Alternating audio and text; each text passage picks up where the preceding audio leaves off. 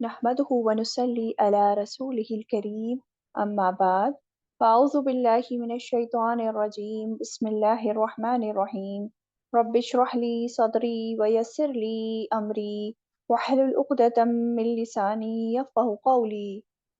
अस्सलामु अलैकुम व रहमतुल्लाहि व बरकातुहू। अऊज़ु बिल्लाहि मिनश शैतानिर रजीम बिस्मिल्लाहिर रहमानिर रहीम। आयत नंबर 14। कुल अगैरल्लाहि अत्तखिज़ु वलिया। कुल अगैरल्लाहि कह दीजिए, क्या सिवाय अल्लाह के, अत्तखिज़ु मैं बना लूं, वलिया कोई दोस्त। फातिरिस समावाति वल अर्द, फातिर पैदा करने वाला है, अस्समावाती आसमानों का, वल अर्द और जमीन का। वहुआ और वो, युतइमु वो खिलाता है, वला युतअम और नहीं वो खिलाया जाता। कुल कह दीजिए, इन्नी बेशक मैं, उमिरतु हुक्म दिया गया हूँ मैं, अन ये के, अकूना अव्वला मन अस्लम के मैं हो जाऊं सबसे पहला जो इस्लाम लाया। वला तकूनन्ना मिनल मुशरिकीन और ना हरगिज आप हों मुशरिकीन में से। तर्जुमा आयत 14 का देखते हैं क्या बताया जा रहा है इसमें। कहाँ से आयत शुरू हो रही है? कुल अगैरल्लाहि अत्तखिज़ु वलिया, कह दीजिए क्या सिवाय अल्लाह के मैं बना लूं कोई दोस्त। तो ये कुल कह के किसको खिताब है? इसमें आप सल्लल्लाहु अलैहि वसल्लम से को मुखातिब होकर अल्लाह ताला फरमा रहे हैं कि आप कह दीजिए कि क्या मैं अल्लाह के सिवा किसी और को अपना वली बना लूं। वलिया, वली का मायना आप पहले भी देख चुके हैं कई बार। वली का क्या मतलब होता है? मददगार, सरपरस्त, हिमायती, दोस्त, हमदर्द, कारसाज। बहुत सारे मायने वली के मायने में आ जाते हैं, है ना।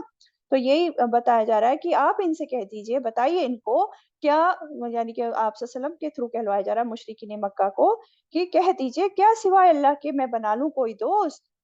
क्या अल्लाह के सिवा किसी और को मैं अपना सरपरस्त बनाऊं, मददगार बना लूं? किसी और से मैं हाजत रवाई और मुश्किल कुशाई की उम्मीद रखूं? किसी और को अपना माबूद बना लूं? उसका दामन छोड़ के, अल्लाह ताला का दामन छोड़ के किसी और से मांगूं क्या मैं? हम्म तो गैर अल्लाह, ये जो गैर अल्लाह है, अल्लाह के अलावा, तो अल्लाह के सिवा, अल्लाह के अलावा गैर अल्लाह में कौन कौन आ जाता है? ये पहले भी बात हो चुकी है। यानी कि जो भी चीजें हैं अल्लाह के अलावा, जो भी चीजें, जो भी मखलूकात है कायनात में, जो भी कुछ है वो सब क्या है? गैर अल्लाह है। चाहे कोई इंसान हो, जिन हो, फरिश्ता हो, कोई नबी रसूल हैं, कोई नेक मुत्तकी बुजुर्ग हो, कोई बुत या दरख्त या कोई जिंदा या कोई मुर्दा, कुछ भी हो वो सब गैरुल्लाह में आ जाता है। ठीक है। तो यही बात हो रही है कि कह दीजिए क्या सिवाय अल्लाह के मैं बना लूं कोई दोस्त। और कौन है वो अल्लाह? फातिरिस समावाती वल अर्द, पैदा करने वाला है आसमानों और जमीन का। फातिर, जो पैदा करने वाला है। ये फातिर जो है, फातिर का लफ्ज जो होता है फातारा से होता है ना। और फतर मतलब कहते हैं, फतर का क्या मतलब है? फाड़ना और निकालना। फतरा का मायना आता है जैसे किसी चीज को पहली बार तूल में, यानी कि लंबाई में फाड़ना। और ये फाड़ना कभी किसी चीज को बिगाड़ने के लिए भी होता है और कभी किसी मसलहत के तहत भी होता है। तो फातिर का जो माना होता है जैसे इब्तिदा करने वाला, यानी अल्लाह ताला ने आसमानों और जमीन की इब्तिदा की, उसने पैदा किया। इससे पहले इनका कोई नमूना मौजूद नहीं था, अल्लाह ताला ने नए सिरे से इन्हें पैदा किया है। हाँ, फातिरिस समावाति वल अर्द है अल्लाह ताला। और क्या है? वहुवा युतइमु वला युतअम, और वो खिलाता है और नहीं वो खिलाया जाता। यानी वो अपनी सारी मखलूक का राज़िक है, सबको रिज़्क अता करता है अल्लाह ताला।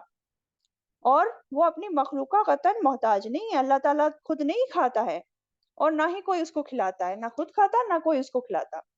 जैसे कि सूरह ज़ारियात में आप देखते हैं 56 से 58 में अल्लाह ताला क्या फरमाते हैं? अल्लाह ताला फरमाते हैं, वमा खलक़तुल जिन्ना वल इंसा इल्ला लियअबुदून मा उरीदु मिनहुम मिर रिज़्किन वमा उरीदु अन युतइमून इन्नल्लाहा हुवर रज़्ज़ाक़ु ज़ुल कुव्वतिल मतीन।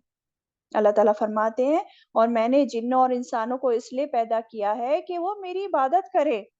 मैं उनसे रिज़्क तलब नहीं करता और ना ही मैं चाहता हूँ कि वो मुझे खिलाएं, खाना खिलाएं। मैं ये नहीं चाहता। और बेशक अल्लाह ही तो रिज़्क देने वाला, कुव्वत वाला, ज़ोरावर और मज़बूत है। तो अल्लाह ताला खिलाता है सबको। वह हुआ युतइमु, और वो खिलाता है। राज़िक अल्लाह ही है। اس لیے اسی سے مانگنا چاہیے، اسی کو اپنا ولی بنانا چاہیے، جو کہ کائنات کا حقیقی معبود ہے، جو کھلاتا ہے، جس کو کھلایا نہیں جاتا۔ اور دیکھیں نا اللہ تعالیٰ کیسے کھلاتا ہے۔ جب سے یہ کائنات بنائی ہے اللہ تعالیٰ نے، اللہ اپنی تمام مخلوقات کو کھلا رہا ہے، ان کی ساری حاجتیں پوری کرتا چلا آ رہا ہے، ابھی بھی کر رہا ہے، اور تا قیامت تک اللہ تعالیٰ کھلاتا رہے گا، اور اس سے اس کے خزانے میں کوئی کمی نہیں ہوتی۔ سبحان اللہ۔ اس کے برعکس آپ دیکھیں کہ وہ جن کو شریک کیا جاتا ہے اللہ تعالیٰ کے علاوہ، جن کی پوجا کی جاتی ہے، عبادت کی جاتی ہے، وہ مخلوق کو کچھ نہیں کھلا سکتے، بلکہ جن کو شریک کیا جاتا ہے ان کو الٹا کھلایا جاتا ہے۔ اور یہ آپ دیکھیں، واضح طور پر دیکھتے ہیں، جیسے کہ کوئی پیر صاحب ہیں، کوئی قبر ہے، درگاہ ہے یا مزار ہے، کوئی بت ہے یا کوئی گمراہ کن بابا لوگ جو ہوتے ہیں وہ ہیں، تو کیا وہ لوگوں کو دیتے ہیں یا وہ لوگوں سے لیتے ہیں؟ ہاں، کیا وہ لوگوں کو کھلاتے ہیں یا لے کر کھا رہے ہوتے ہیں، اپنے پیٹ بھر رہے ہوتے ہیں؟ لوگوں کی نظروں نیازوں سے جو ہیں کام چل رہے ہوتے ہیں نا۔ جو ان کے زندہ معبود ہوتے ہیں تو وہ نظر نیازیں ان کو دی جاتی ہیں، وہ کھا رہے ہوتے ہیں، اور جب وہ مر جاتے ہیں تو ان کی جو ہے درگاہ مزار بنا دی جاتی ہے، ان کی قبروں پہ گنبدیں بنا دیتے ہیں لوگ، اس پر مجاور بٹھا دیتے ہیں، اور پھر وہاں پہ عبادتیں شروع ہو جاتی ہیں، شرک شروع ہو جاتا ہے، اور وہاں پہ یہ جو ہے نظر نیازیں دی جاتی ہیں، اور پھر بڑے بڑے کاروبار ان کے چل رہے ہوتے ہیں۔ تو دنیا میں تو اللہ کے سوا جو بھی معبود یہ بنائے ہوتے ہیں، وہ لوگوں کو دینے کی بجائے ان سے لے رہے ہوتے ہیں، لوگوں کو کھلانے کی بجائے ان سے لے کر کھاتے ہیں، ہے نا۔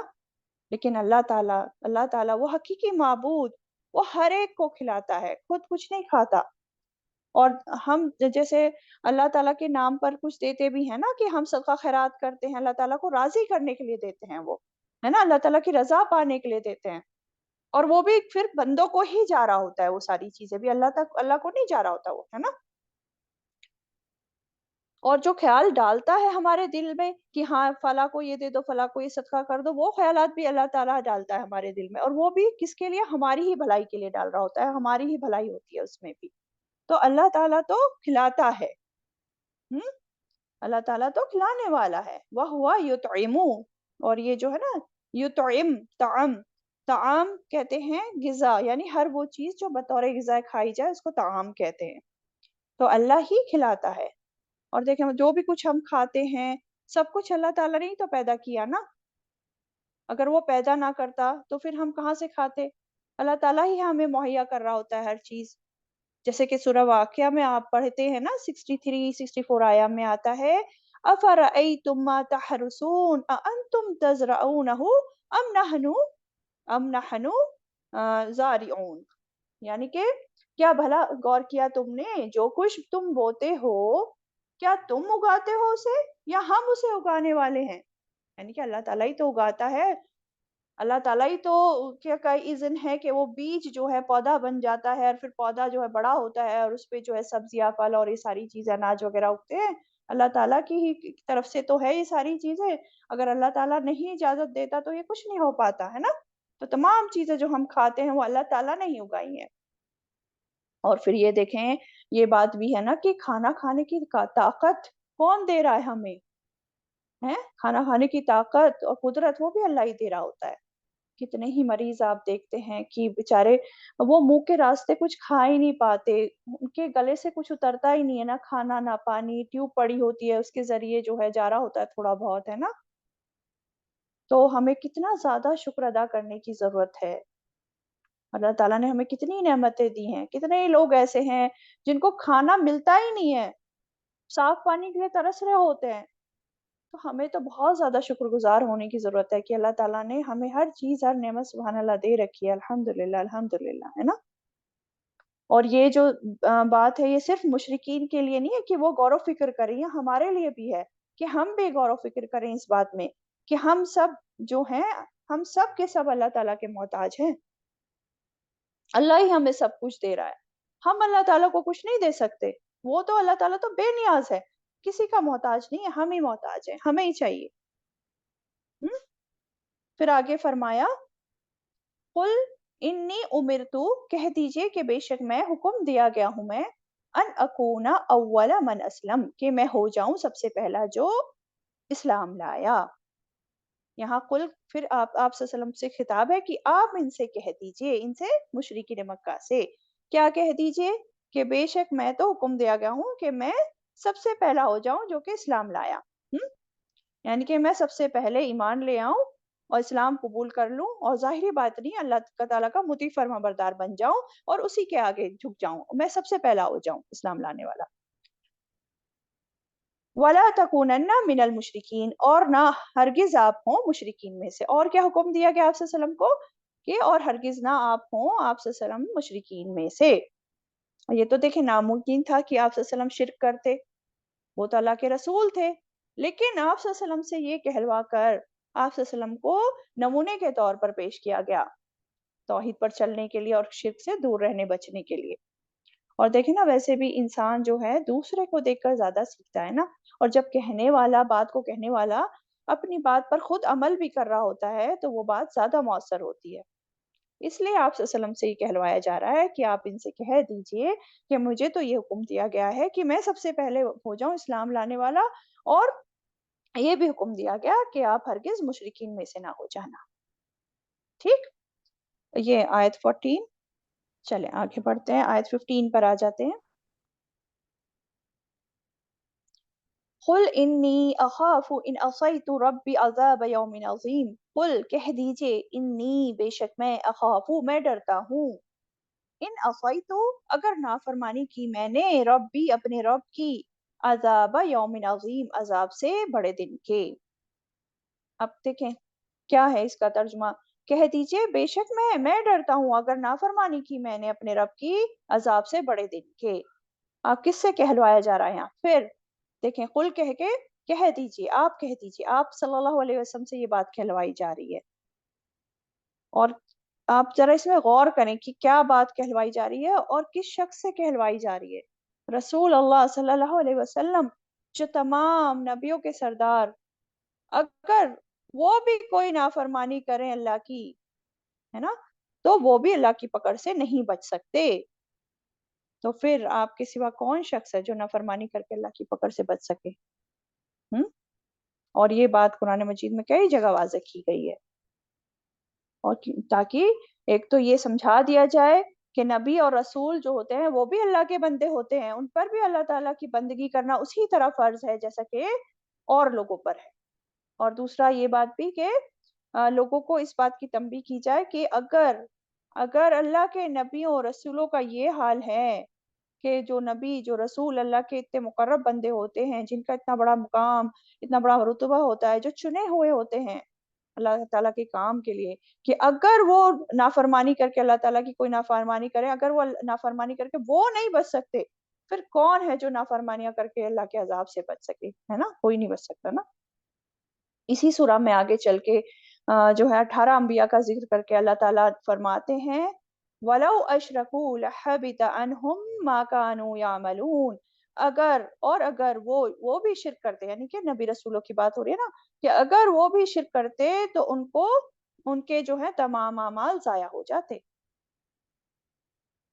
تو اس آیت میں بھی آپ صلی اللہ علیہ وسلم سے کہا جا رہا ہے کہ آپ جو ہیں اپنے اگزامپل سے ان لوگوں کو سمجھائیے، آپ ان کو بتائیے کہ اگر میں نے نافرمانی کی تو میں ڈرتا ہوں اپنے رب کے عذاب سے بڑے دن کے یعنی کہ قیامت کے دن کے۔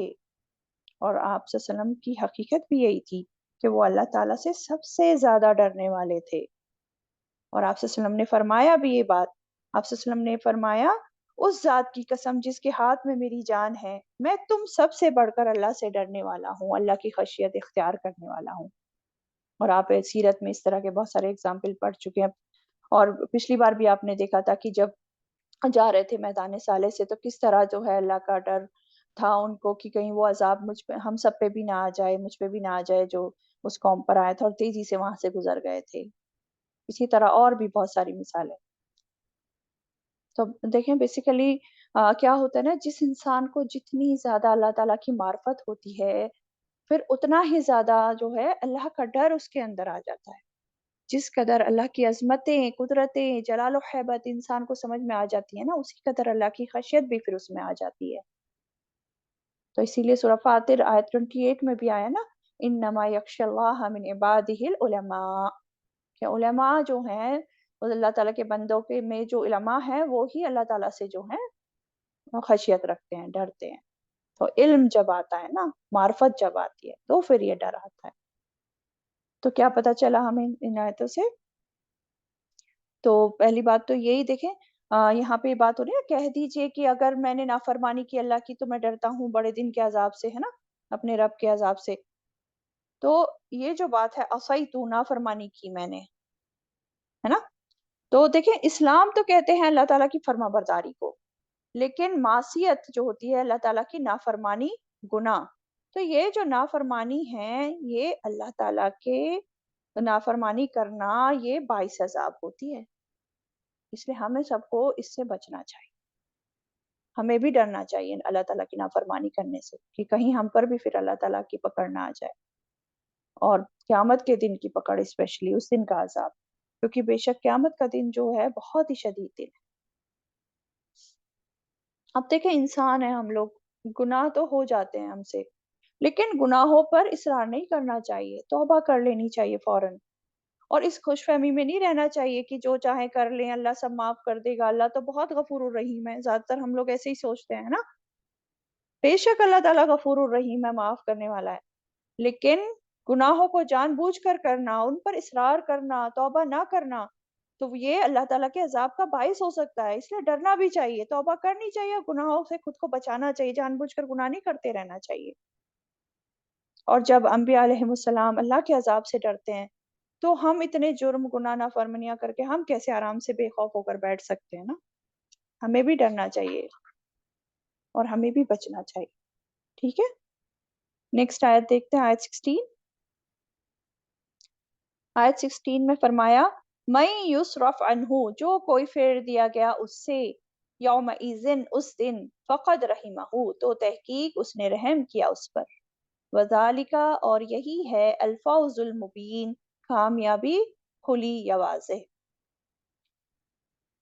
جو کوئی پھیر دیا گیا اس سے کس سے؟ عذاب سے. ٹھیک ہے، جو کوئی پھیر دیا گیا اس دن، یعنی کہ قیامت کے دن، عذاب سے جو کوئی بچا لیا گیا تو تحقیق اس نے رحم کیا اس پر. تو اس شخص پر اللہ تعالیٰ نے رحم کیا. صرف جو ہوتا ہے نا، کسی چیز کو ایک حالت سے دوسری حالت کی طرف پھیر دینا یا کسی اور چیز سے بدل دینا. تو قیامت کے روز اللہ تعالیٰ جس شخص کو اس دن کے عذاب سے پھیر دے گا، اس دن کے عذاب سے ہٹا دے گا، تو اس پر کیا ہے؟ اس پر اللہ تعالیٰ نے رحم کیا.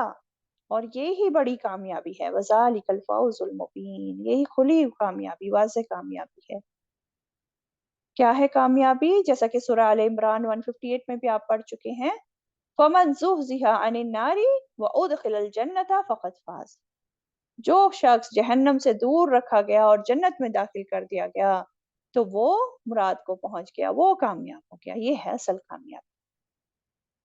حقیقی کامیابی یہی ہے کہ انسان اللہ کے عذاب سے بچا لیا جائے اور اللہ کی جنت جو ہے اس میں داخل کر دیا جائے.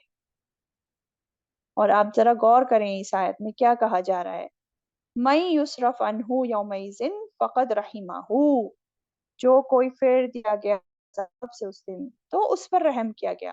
یعنی کہ عذاب سے بچ جانا ہی یہی اللہ تعالیٰ کا رحم ہے بہت بڑا، کہ عذاب سے بچ جائے انسان اس دن.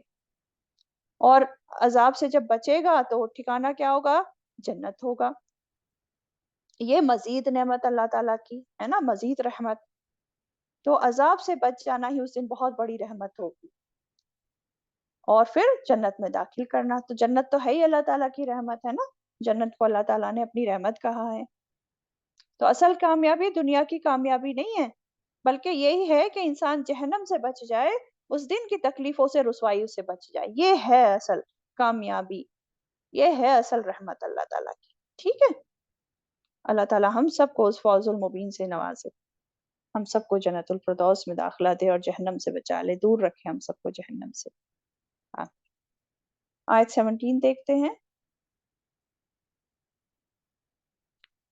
وَإِن يَمْسَسْكَ اللَّهُ بِضُرٍّ، اور اگر پہنچائے آپ کو اللہ کوئی نقصان، فَلَا كَاشِفَ لَهُ، فَلَا كَاشِفَ، تو نہیں کوئی دور کرنے والا، لَهُ اسے، إِلَّا هُوَ، مگر وہ ہی. वहीं यमसस का, और अगर वो पहुंचाए आपको बिखैर, कोई भलाई, फहुआ अला कुल्ली शैइन कदीर, तो वो ऊपर हर चीज के खूब कुदरत रखने वाला है। अब इस आयत में और आगे भी अल्लाह ताला की तौहीद की दलीलें पेश की गई हैं, जो कि इस सूरत का असल मौजू है, हम जानते हैं ना। तो समझाया यही जा रहा है कि कायनात की तदबीरें करने वाला, तमाम कायनात को चलाने वाला, सारी मखलूक़ात के मामलात को चलाने वाला वो अल्लाह ताला ही है। जो फैसला या तदबीर अल्लाह ने कर दी, अब उसके आगे किसी का फैसला नहीं चलता। अल्लाह ने जो तकदीर मुकद्दर कर दी, उससे अब उसको जो है उस तकदीर को कोई टालने वाला नहीं है। इसलिए अल्लाह ताला यहाँ फरमाते हैं, और अगर पहुंचाए आपको अल्लाह कोई नुकसान, तो नहीं कोई दूर करने वाला उसे मगर वो ही। दुर, बेदुर्रिन की जो बात हुई है, दुर क्या है? दुर कहते हैं बदहाली को। कोई भी दुख या तकलीफ जो इंसान की अकल में हो, बदन में हो, माल में हो, या अहलो अयाल में हो, या अमन में हो। यानी कि जैसे कि कोई बीमारी हो जाए, बदन में कोई तकलीफ हो जाए, फिर हाफजे में कोई कमी होने लगे, माल का कुछ नुकसान हो जाए, किसी के बच्चे जो हैं वो छिन जाएं, या जहाँ पर रहते हैं वहाँ जो है अमन और अमान की सूरत हाल खराब हो जाए, तो ये सब क्या है? दुर। हम्म? तो इस आयत में यहाँ पे आप सल्लल्लाहु अलैहि वसल्लम को भी तसल्ली दी गई है, और हम सब के लिए भी ये बात जो है हमारे दिलों में रासिख हो जानी चाहिए कि अगर कोई नुकसान, कोई दुख या तकलीफ आ जाए, तो कोई भी फायदा पहुंचाने वाला किसी को फायदा नहीं दे सकता जब तक कि अल्लाह ना चाहे। इसलिए तो देखें, जब बीमार होने पर डॉक्टर के पास जाएं, तो ये ख्याल नहीं होना चाहिए कि डॉक्टर के हाथ में शिफा है, कि डॉक्टर हमें ठीक कर देगा, बल्कि शिफा देने वाला तो अल्लाह ताला ही है। हमें तो बस असबाब इख्तियार करने हैं, है ना। अल्लाह ताला ही है जो शिफा देता है, ठीक करता है। डॉक्टर को देखे, डॉक्टर को भी सभी बीमारी, सही जो बीमारी है आपकी, वो तभी समझ में आएगी जब अल्लाह ताला का इज़्न होगा। वो डॉक्टर तभी सही दवा लिख पाएगा, अल्लाह ताला की मर्जी होगी, जब अल्लाह चाहेगा। और वो दवा जो उसने लिखी भी है, मान लो सही दवा, वो तभी असर करेगी, सही असर, जब अल्लाह ताला चाहेगा कि हाँ ये बीमारी दूर हो। तो सिर्फ अल्लाह ही दूर करने वाला है हर दुख तकलीफ को। हुँ? ये जो कशफ वर्ड आया है ना, काशिफ़ा, कशफ से, तो कशफ कहते हैं किसी चीज़ से पर्दा उठाना, और मिजाजी तौर पर गम दूर करने के लिए ये वर्ड आता है। तो इसलिए जब अल्लाह ताला ही है जो दूर करने वाला है, तो सिर्फ़ अल्लाह को ही पुकारना चाहिए, और सिर्फ़ अल्लाह ही की तरफ रुजू करना चाहिए, किसी और की तरफ क्यों करें, है ना? फिर आगे फरमाया, वइन यमसस्का बिखैर, और अगर वो पहुँचाए आपको कोई भलाई, फहुवा अला कुल्ली शैइन कदीर, तो वो ऊपर हर चीज़ के खूब कुदरत रखने वाला है। खैर, यहाँ जो खैर आया ना, वहीं यमसस्का बिखैर, तो खैर क्या है? ये दुर का अपोज़िट है, यानी कि सारी खैर व भलाई, जैसे सेहत, अकल, माल और दौलत, औलाद, दिल का सुकून, अमन और अमान, ये सब खैर है ना? तो सब खैर भी कहाँ से हमें मिलती है? अल्लाह ही की तरफ से मिलती है। अल्लाह ताला ही है ना जो सारी तकलीफें दूर करके उसकी जगह हमें खैर अता करता है। फ़हुवा अला कुल्ली शैइन क़दीर, तो वो ऊपर हर चीज़ के खूब कुदरत रखने वाला है। वो हर चीज़ कर सकता है, हर चीज़ पर कादिर है। उसके लिए तो कोई मुश्किल नहीं है ना? तो उसी से सिर्फ़ माँगना चाहिए। तो क्या पता चला हमें इस आयत से? एक तो यही बात है कि आप सल्लल्लाहु अलैहि वसल्लम को तसल्ली है इस आयत में, कि आप जो हैं किसी भी हाल में परेशान नहीं हो, बस अल्लाह ताला से मदद माँगे, वो हर परेशानी को दूर कर देगा। और हमारे लिए भी यही सबक है कि हमें हर हाल में अल्लाह ताला की तरफ ही रुजू करना चाहिए। ठीक है? और इस आयत में देखें, सब्र की तरगीब है एक तरह से, क्योंकि जब कोई तकलीफ आए तो इंसान को खुद को तसल्ली देनी चाहिए कि ये तकलीफ अल्लाह की तरफ से आई है, और वो ही दूर करेगा उसको, क्योंकि हर चीज़ तो अल्लाह के इज़्न से ही है। और अल्लाह पर पूरा यकीन रखना चाहिए कि अल्लाह हर चीज़ पर पूरी तरह कादिर है, वो इस परेशानी को भी दूर कर देगा। वो ही तो कादिर है ना। और इस आयत में देखें, आप सल्लल्लाहु अलैहि वसल्लम के ज़माने में मुशरिकीन का, बल्कि हर ज़माने के शिर्क करने वालों का रद्द भी है, जो कि शिर्क करते हैं ना। जैसे किसी पीर या वली पर, वली के पास जाते हैं, वहाँ पे माँगते हैं, दरगाहों पर जाते हैं, कब्रों पर जाते हैं, वहाँ दुआएँ करते हैं। कोई तावीज़, धागा, कड़ा वग़ैरह पहन लेते हैं कि इसे पहनने से तकलीफ़ दूर हो जाएगी, बीमारी दूर हो जाएगी। تو ان سب چیزوں کا رد بھی ہے اس آیت میں، کیونکہ اللہ تعالیٰ کے سوا کوئی بھی تکلیف کو دور کرنے والا، ٹالنے والا نہیں ہے. کوئی چیز جو ہے، کوئی پریشانی آئی ہے، صرف اللہ ہی دور کر سکتا ہے. اور خیر دینے والا، عطا کرنے والا صرف اللہ ہی ہے، اس کے علاوہ کوئی نہیں، کسی میں کوئی طاقت نہیں، صرف اللہ ہی دے سکتا ہے. اس لیے دیکھیں ہم نماز کے بعد ہمیں کون سی دعا سکھائی گئی پڑھنے کے لیے؟ اللہم لا مانع لما آتیت ولا موتی لما منعت ولا ينفع ذا الجد منک الجد، ہے نا؟ کہ اللہ جو تو دینا چاہے اس کو کوئی روکنے والا نہیں، اور جسے تو روک دے اس کو کوئی دینے والا نہیں، اور کسی دولت مند کو اس کی دولت تجھ سے بچا نہیں سکتی. تو اسلام میں دیکھیں ایسی چیزوں سے منع کیا ہے جس سے لوگوں کا تعلق اللہ سے ہٹ کر دوسری چیزوں سے قائم ہو، اللہ سے ہٹ کر اوروں سے امید رکھی جائے، ایسی چیزوں یہ منع ہے. آپ صلی اللہ علیہ وسلم نے ایک آدمی کو ایک بار کڑا پہنے ہوئے دیکھا، تو آپ صلی اللہ علیہ وسلم نے اس سے پوچھا کہ کیوں پہنا ہوا ہے؟ تو اس آدمی نے بتایا کہ بیماری کی وجہ سے پہنا ہوا ہے، یعنی اسے پہننے سے مطلب بیماری دور کرنے کے لیے. تو آپ صلی اللہ علیہ وسلم نے فرمایا کہ اسے اتار دو، یہ تمہاری بیماری ختم نہیں کرے گا بلکہ بڑھائے گا، اور اگر تو اسے پہنے ہوئے مر جاتا ہے تو اللہ کے یہاں تیری کبھی کامیابی نہیں ہوگی. استغفر اللہ. تو دیکھیں نا یہ جو ہے اس طرح کی چیزیں کتنی کامن ہے ہمارے مسلمانوں میں بھی.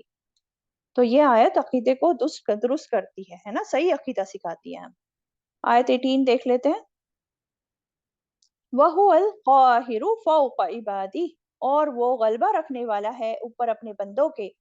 وَهُوَ الْحَكِيمُ الْخَبِيرُ، اور وہ بہت حکمت والا ہے، خوب باخبر ہے. وَهُوَ الْقَاهِرُ، قاہر، یہ جو قاہر ہے اس کو کہتے ہیں غلبہ رکھنے والا، یعنی کہ ایسا غلبہ رکھنے والا جس کو اقتدار بھی ہو، یعنی اللہ تعالیٰ مکمل غلبے والا، کلی اقتدار رکھنے والا ہے. اور فوق عبادی ہی، اوپر اپنے بندوں کے. فوقا اوپر کہہ کے یہاں دیکھیں دونوں باتیں اس میں آ جاتی ہیں کہ اللہ تعالیٰ کا مرتبہ، اللہ تعالیٰ تو سب سے بلند ہے نا، اس سے بڑھ کر تو کوئی ہے ہی نہیں، اس کے جیسا تو کوئی ہے ہی نہیں. اور جگہ کے اعتبار سے بھی کہ اللہ تعالیٰ سب کے اوپر ہے، اس کے اوپر کوئی ہے ہی نہیں. ٹھیک ہے.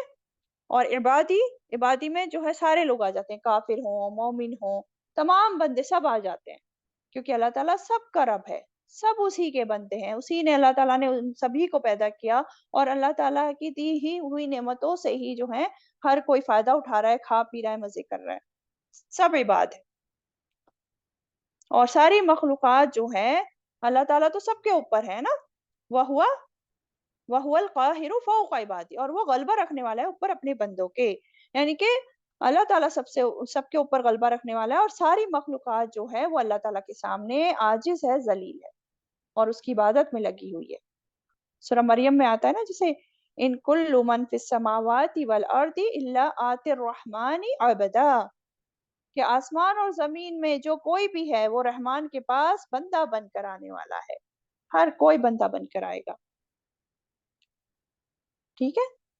وَهُوَ الْحَكِيمُ الْخَبِيرُ، اور وہ بہت حکمت والا ہے، خوب باخبر ہے. آگے فرمایا اللہ تعالیٰ بہت حکمت والا ہے.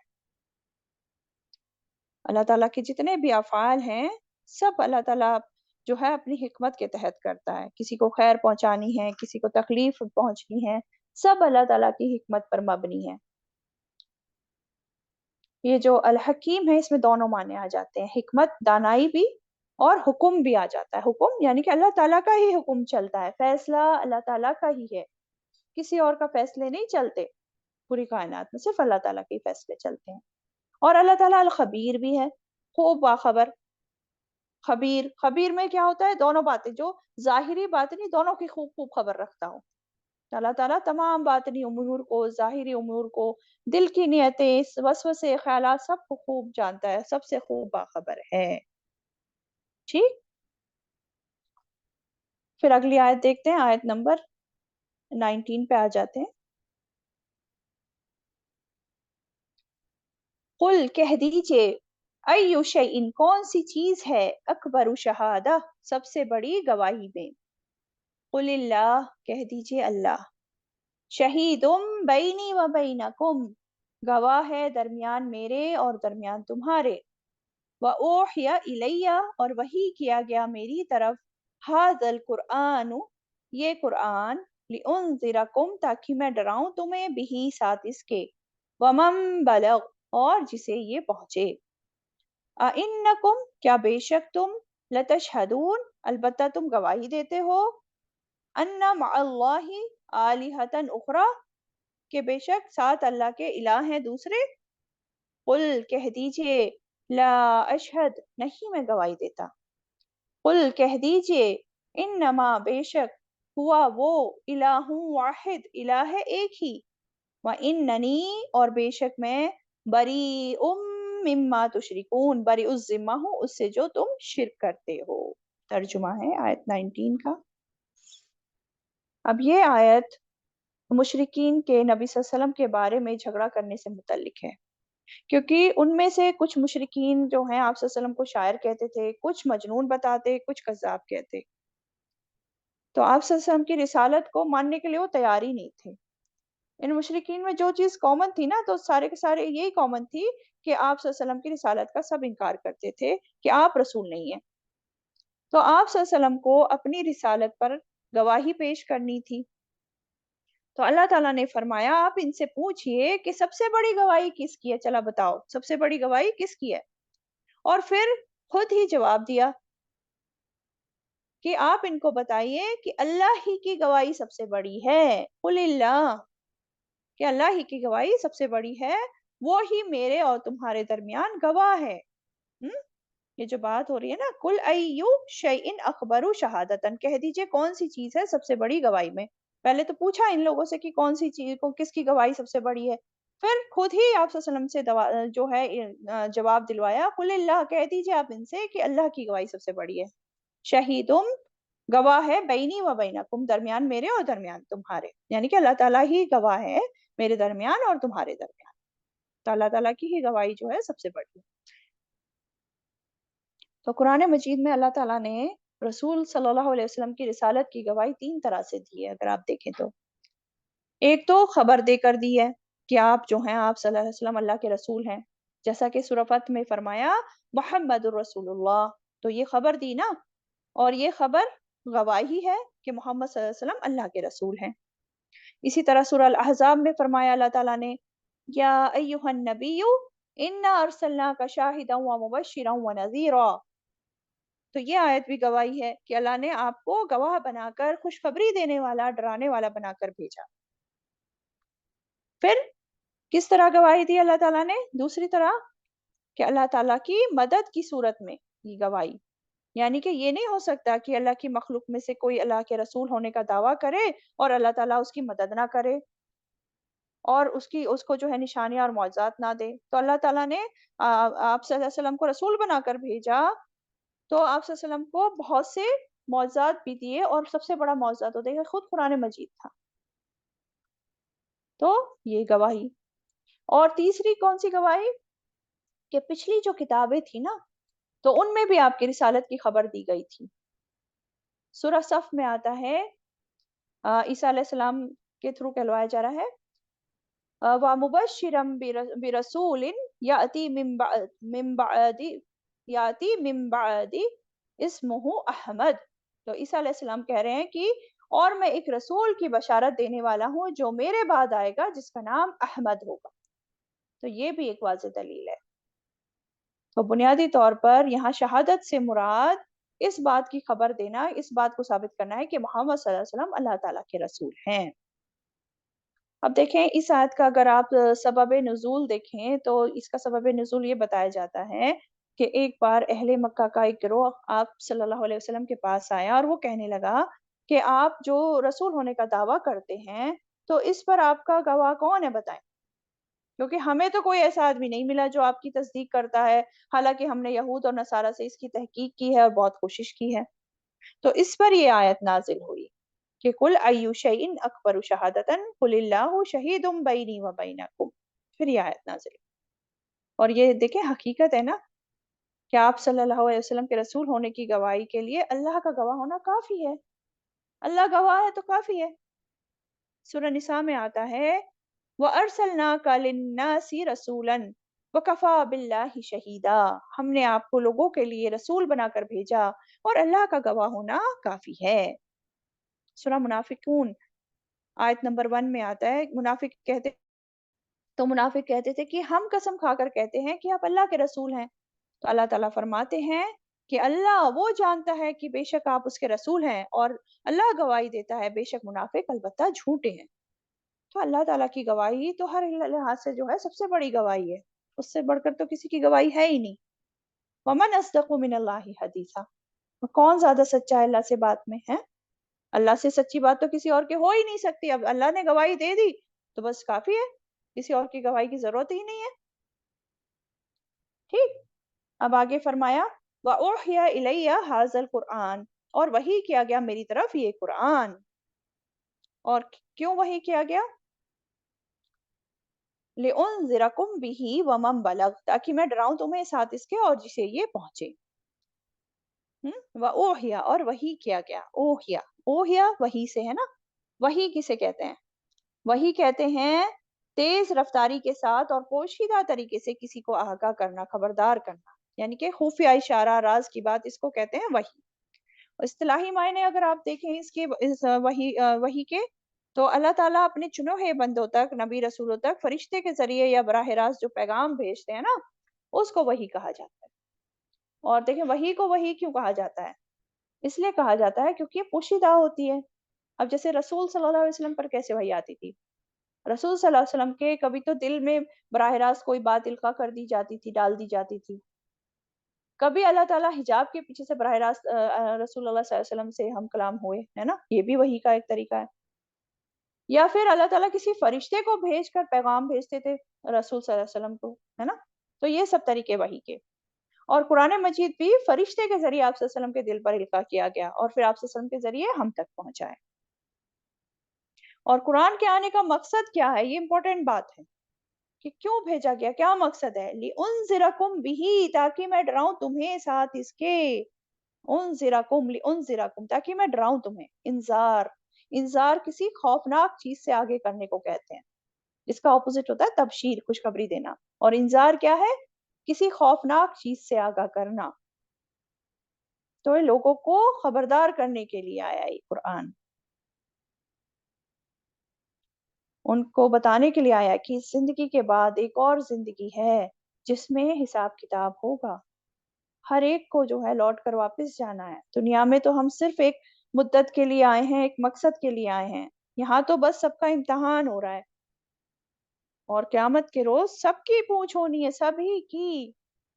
تو یہ بات بہت زیادہ جاننے کی ضرورت ہے. میری بھی پوچھ ہونی ہے، آپ کی بھی ہونی ہے، تمام دنیا ہر ایک کی پوچھ ہونی ہے. اور یہ بات سب کو بتانے کی ضرورت ہے کہ سب کی پوچھ ہونی ہے. سب کو جو ہے شرک، کفر، برائیوں کے بارے میں جو اس کا جو برا انجام ہے اس کے بارے میں ان کو آگاہ کرنے کی، ڈرانے کی ضرورت ہے. اور یہ قرآن اسی لیے بھیجا کہ انسان خود کو بھی بچائے ان بری چیزوں سے اور آخرت کے برے انجام سے، اور باقی لوگوں کو بھی یہ پیغام پہنچائے اور بری جو چیزیں ہیں ان کا انجام ان کو بھی بتائیں، تاکہ ہم سبھی اپنے آپ کو آخرت کے لیے تیار کر سکیں صحیح سے. اس لیے آیا ہے یہ قرآن. لیکن ہم لوگوں نے کیا کیا؟ قرآن کو صرف ثواب پانے کا ذریعہ بنا لیا. تھوڑا پڑھا، تلاوت کری اور پھر چوم کے رکھ دیا اوپر. بس اتنا ہم نے اس کا حق ادا کیا، اس سے زیادہ نہیں. جس مقصد کے لیے آیا اس مقصد کے لیے تو پڑھا ہی نہیں. وہ نہ تو ہم اس کو سمجھ پاتے ہیں. جب صرف عربک پڑھیں گے، تلاوت کریں گے، اس کے معنی پہ غور نہیں کریں گے، سمجھ میں کیا آئے گا؟ انذار کیسے ہوگا؟ ہاں، خوشخبری کہاں سے ملیں گی؟ ڈراوے کہاں سے ملیں گے جب ہم اس کو سمجھ ہی نہیں پا رہے ہیں، ہے نا؟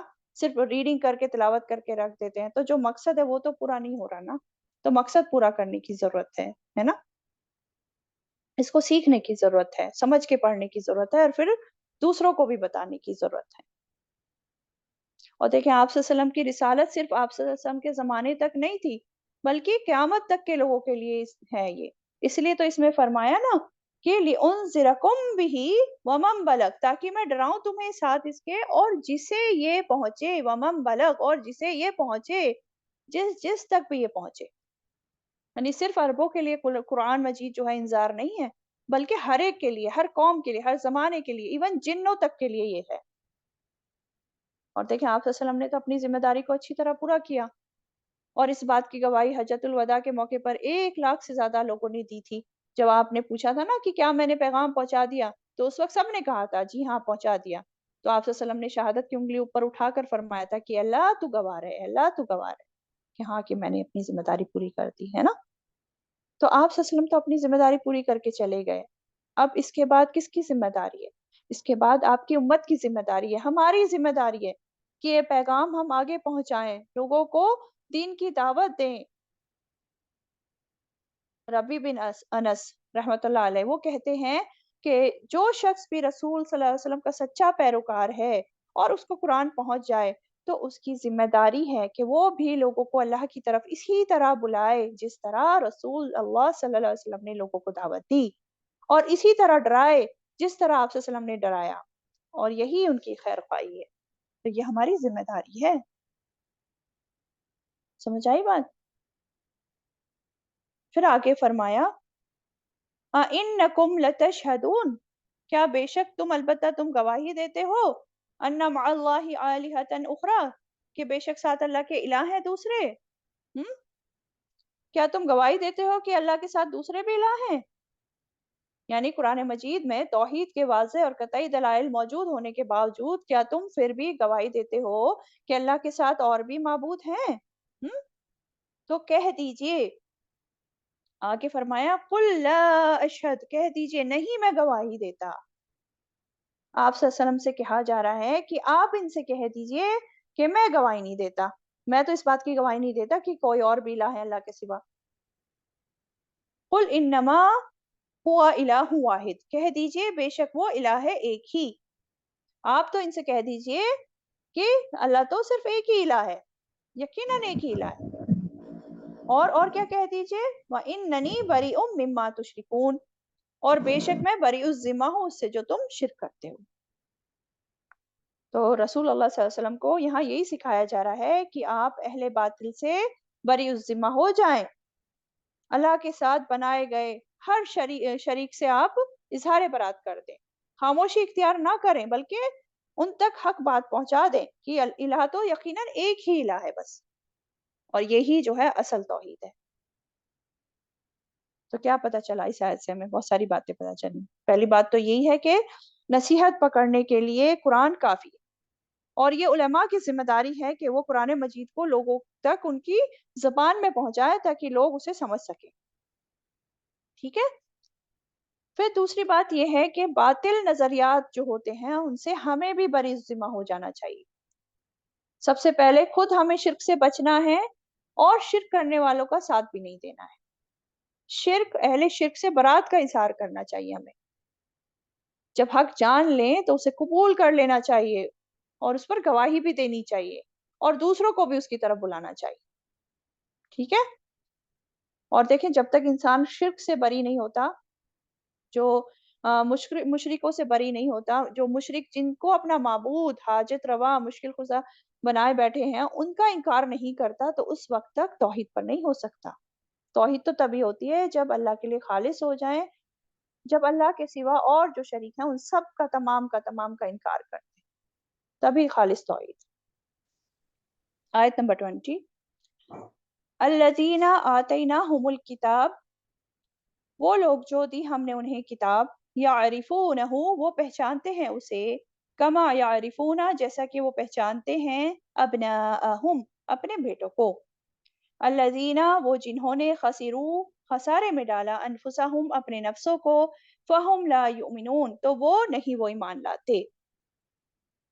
اب پچھلی آیت میں جو ہے گواہی کی بات ہو رہی تھی نا،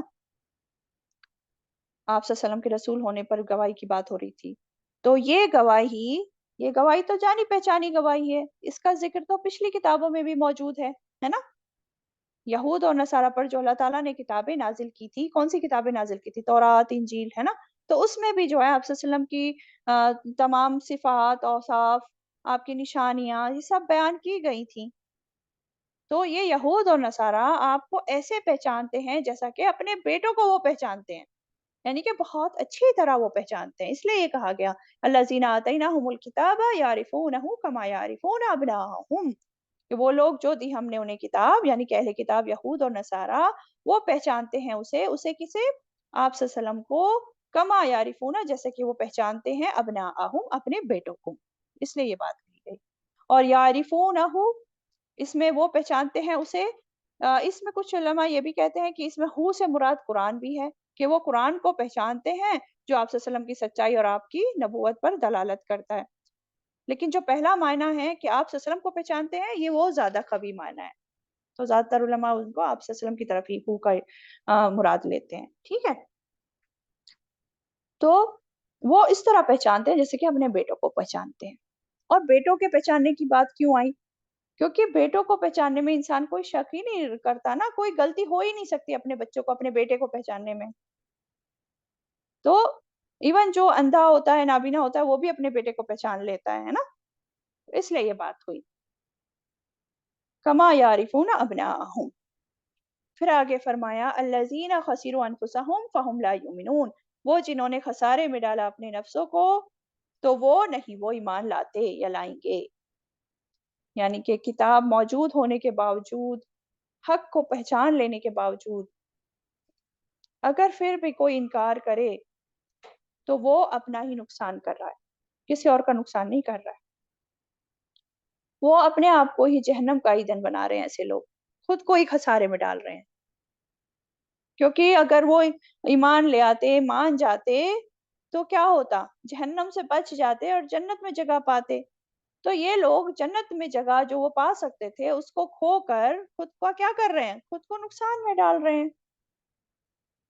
تو یہی بات ہو رہی ہے یہاں پہ کہ وہ جنہوں نے خسارے میں ڈالا اپنے نفسوں کو، تو وہ نہیں، وہ ایمان لاتے. تو دونوں طرح سے بات ہو گئی کہ انہوں نے اپنی نفسوں کو خسارے میں ڈال دیا ہے ایمان لا لا کر. ٹھیک ہے، تو کیا بات سمجھ میں آئی؟ اس میں کیا سبق ہے اس آیت میں؟ کہ حق کو جان کر مان لینا چاہیے. پہلی بات تو یہی ہے، بھلے ہی اس میں دنیا کا کتنا ہی بھی نقصان کیوں نہ ہو رہا ہو، کیونکہ حق تو حق ہی رہے گا، بدلے گا نہیں. لیکن اگر ہم نہیں مانیں گے حق بات کو، تو نقصان ہمارا ہی ہوگا.